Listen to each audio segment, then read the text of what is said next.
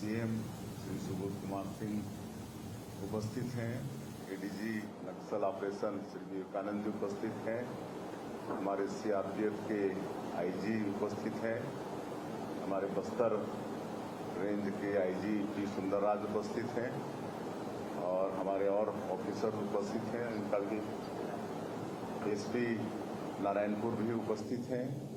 मैं इनका भी अभिनंदन करता हूं।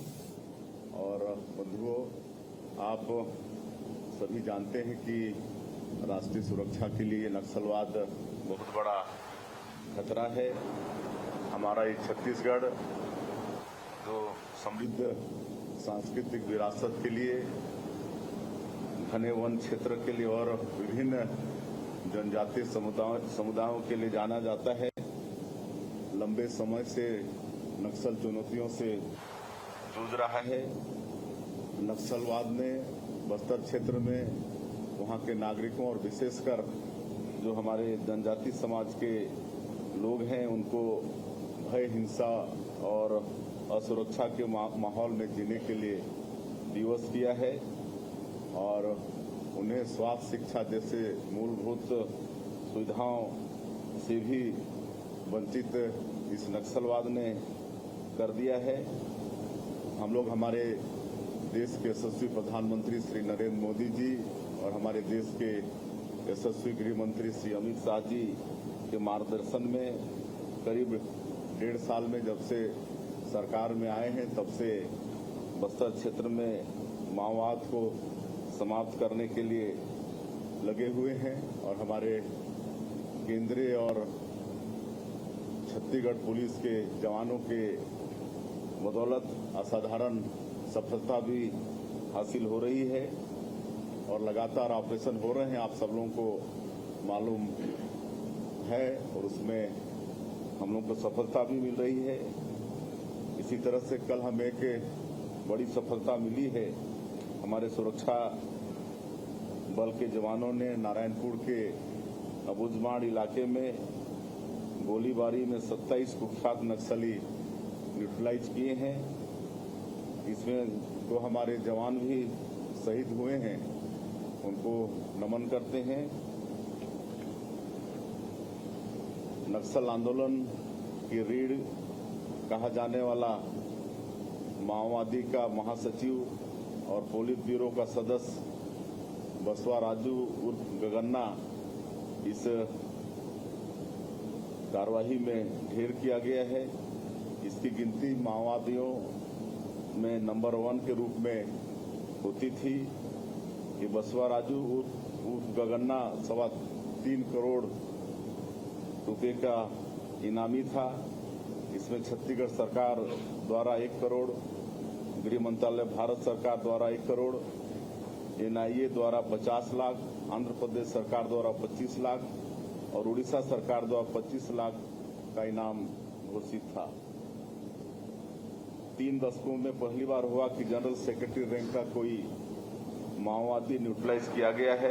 यह बहुत बड़ी सफलता है और इससे निश्चित रूप से नक्सलवाद को एक बड़ा झटका लगा है। नक्सलवाद का कमर टूटा है और इसके लिए मैं अपने सुरक्षा बल के जवानों का शौर्य और साहस को प्रणाम करता हूं। उन पर हमको गर्व है।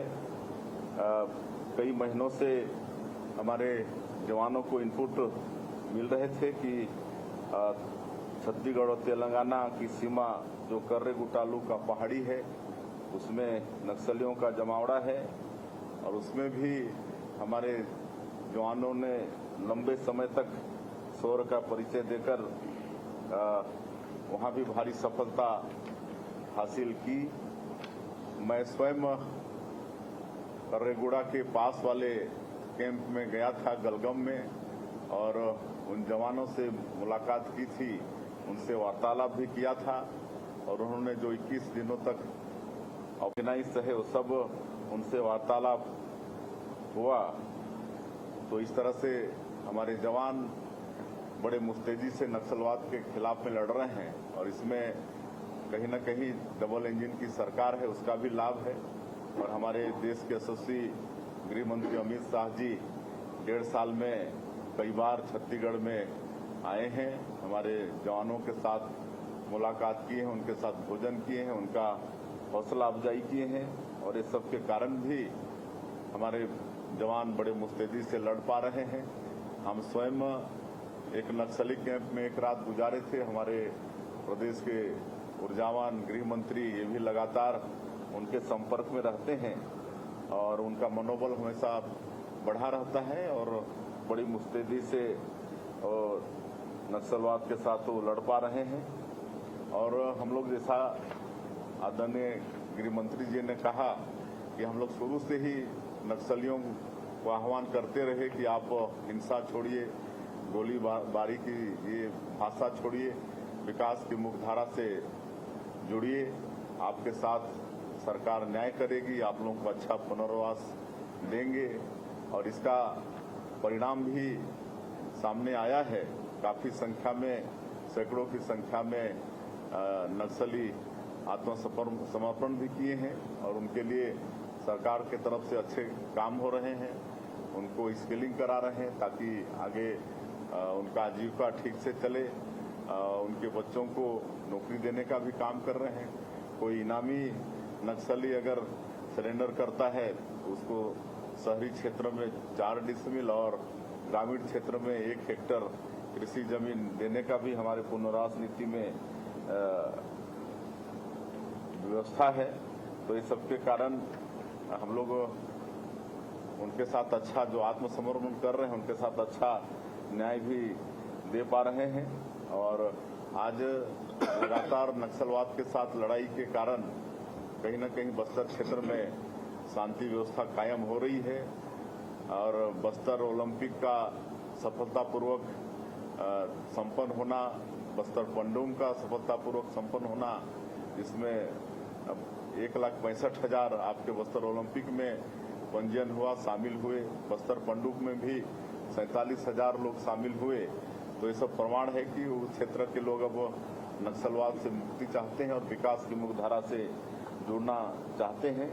और अब ये नक्सली बहुत छोटे क्षेत्र में सिमट के रह गए हैं और जिस तरह से हमारे जवान लड़ रहे हैं, मुझे पूरा विश्वास है कि नक्सलवाद अंतिम सांसें गिन रहा है और हमारे माननीय प्रधानमंत्री जी और माननीय गृह मंत्री जी का जो संकल्प है वो अवश्य पूरा होगा।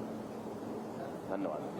मेरा जो अभियान आप लोग लगातार चला रहे हैं, वो अभियान लगातार आगे भी जारी रहेगा सर? किस तरीके से बड़े-बड़े नक्सलियों को घेरकर आप लोग आगे काम कर रहे हैं? हम बिल्कुल, जब तक नक्सलवाद समाप्त नहीं हो जाता है तब तक इस तरह के ऑपरेशन चलते रहेंगे। मुख्यमंत्री जी, मेरा सवाल है मुख्यमंत्री जी, मेरा सवाल है, ये सबसे बड़ी सफलता है माओवादियों के खिलाफ अभियान की। गृह मंत्री जी का और प्रधानमंत्री जी का जो एक लक्ष्य है कि मार्च 2026 तक नक्सलवाद का देश से खात्मा कर देंगे, उस दिशा में उस संकल्प के लिए ये जो सफलता मिली है कितना सहायक होगी? क्या लगता है, आप क्या कहना चाहेंगे? देखिए, अभी तक ये सबसे बड़ी सफलता है। 1.5 वर्षों में लगातार ऑपरेशन हुए हैं और उसमें सफलता भी मिली है। लेकिन जो कल सफलता मिली है, इसमें जो माओवाद का, जिसको सबसे हेड कह सकते हैं, पुलिस ब्यूरो का सदस्य है, महासचिव है बसपा राजूर को गगन्ना, वो न्यूट्रलाइज होना एक बहुत बड़ा झटका नक्सलवाद को है और हम कह सकते हैं कि नक्सलवाद का एक तरह से कमर ही टूट गया।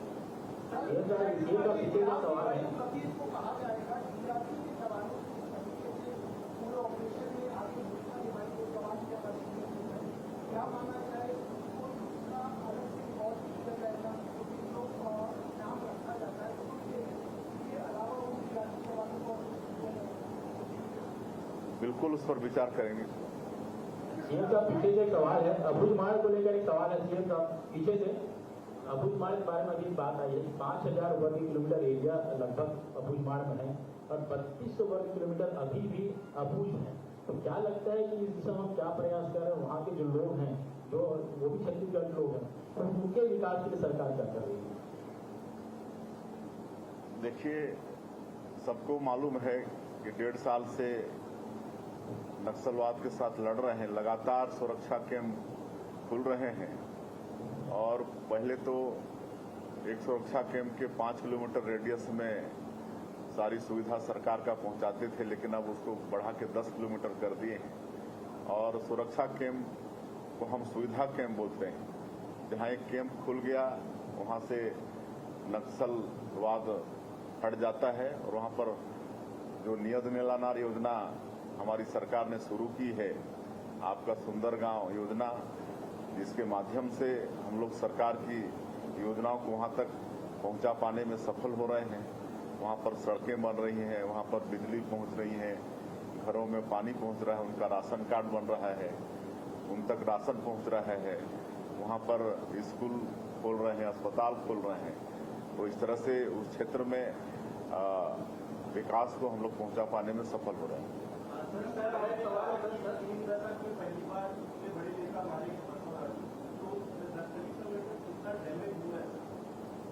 मैं कह चुका हूं कि नक्सलवाद का सबसे बड़ा झटका लगा है बसवा राजू उर्फ गगन्ना के न्यूट्रलाइज होने से। वो माओवाद का हेड था और समझ सकते हैं कि सेनापति के धराशायी होने पर सेना का क्या हाल होता है।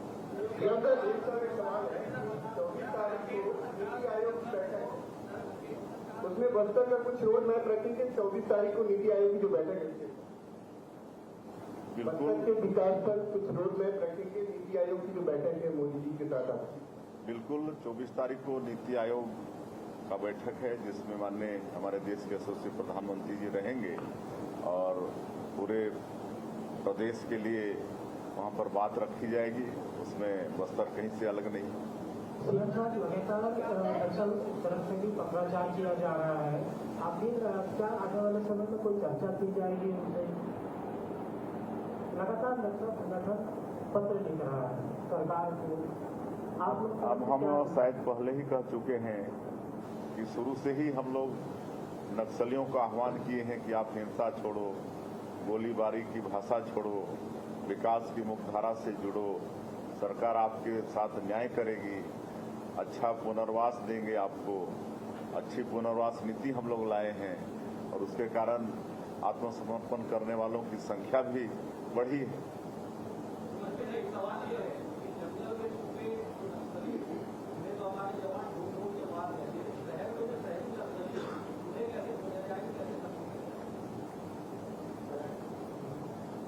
अब सारा प्रयास चल रहा है, चाहे वो जंगल में रहने वाले हों, चाहे आखिर सबका लिंक तो है। फोर्स को जिस तरह कामयाबी मिल रही है, क्या नक्सलियों की वे हैसियत बची कि सरकार उनसे बात करे? एक बार दोहराएंगे। फोर्स को जिस तरह कामयाबी मिल रही है, क्या नक्सलियों की वो हैसियत बची कि सरकार उनसे बात करे?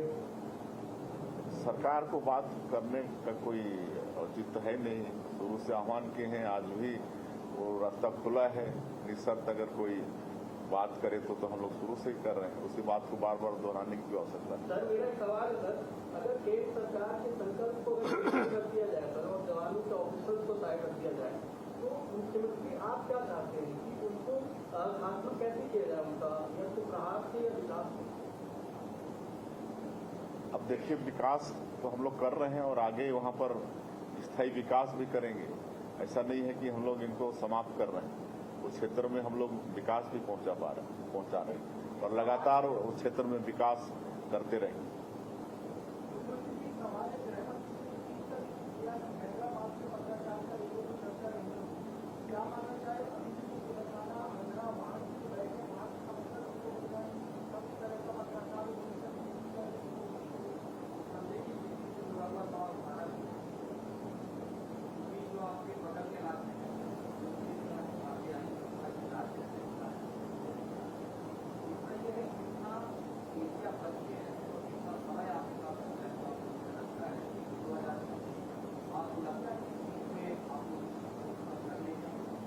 बिल्कुल, हमको पूरा भरोसा है। जिस तरह से 1.5 साल से लड़ाई लड़ रहे हैं और जैसे मैंने कहा कि सेनापति के धराशायी होने के बाद सेना का क्या हाल होता है सब मालूम है। सर, आप विकास की बात कर रहे